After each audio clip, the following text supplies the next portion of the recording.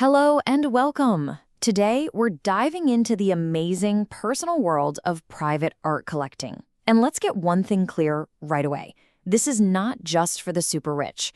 We're going to see how building a collection is really an act of self-expression, a kind of adventure that's open to anyone with a curious spirit. And, this quote just nails it for me. Collecting art is a journey that's part treasure hunt, part self-discovery, and entirely addictive. It's so much more than just buying stuff. It's about the absolute thrill of finding something that speaks to you and the joy of creating a world inside your own home that is 100% uniquely you. So let's start with Section 1, the art of you. This is all about getting to the heart of it, your own personal story. I mean, this is the big question, isn't it? Every single piece you choose to bring into your home, it adds a new chapter to your story. Are your walls going to talk about your travels, your passions, or maybe the ideas that really make you think?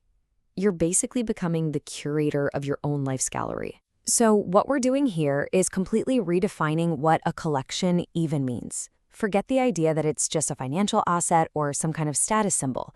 Think of it more like a visual diary. Each piece is an entry that captures a feeling, a memory, an adventure. It becomes this incredible, tangible reflection of the life you've lived. Okay, Section 2, finding your focus. Once you've got that philosophy down, it's time to actually chart a course through the massive, wonderful world of art. Getting started can feel like a lot, but honestly, it boils down to 3 simple steps. First, just explore.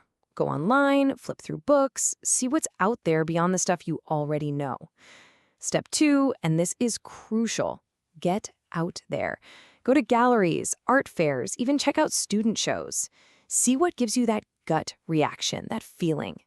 And then third, use that feeling to find a theme.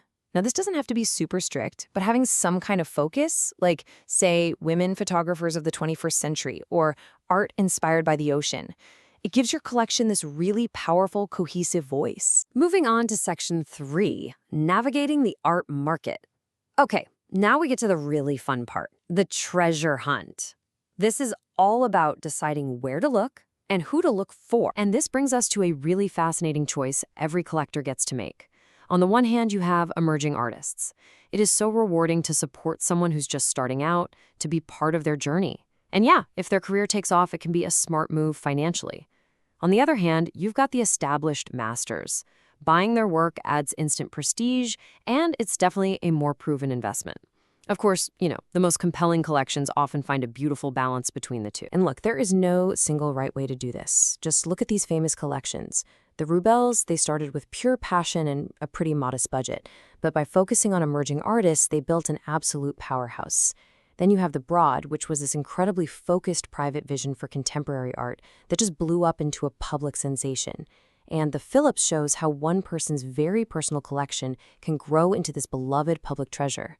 The lesson here? It's crystal clear. Your unique vision is your single most valuable asset. Sure, we all hear about celebrities like Leonardo DiCaprio or Jay-Z collecting these huge blue-chip artworks, and that's fantastic for them. But the real magic, the real heart of collecting has nothing to do with the price tag. It's about finding what speaks to you. A print from a local artist you admire, or a weird little sculpture you found at a flea market. If you love it, it will always mean more to you than some famous name that leaves you feeling nothing. You have to trust that connection. And that brings us to our final section, curate, care, and share.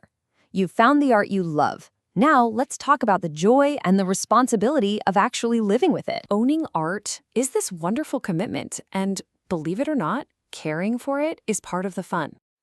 A few of these things, they're just non-negotiable. Documentation is everything, especially provenance. That's the history of who has owned the piece.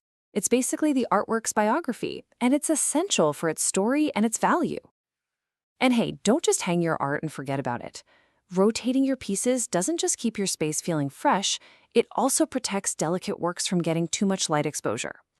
This isn't just about preserving something, it's about having a living, dynamic relationship with your collection. And remember, the journey doesn't just stop when the art is hanging on your wall. Sharing your collection, that's when it truly comes alive. A friend might make a comment that makes you see a piece you've looked at 1,000 times in a totally new way. A conversation about a piece deepens your own connection to it. It transforms a private passion into a shared experience. And so we end right back where we started. A collection is a legacy. It's the story of your eye, your heart, and your mind that will be told for years and years to come. It's a conversation that you start, one that continues long after you're gone. So the only question left is, what will yours say?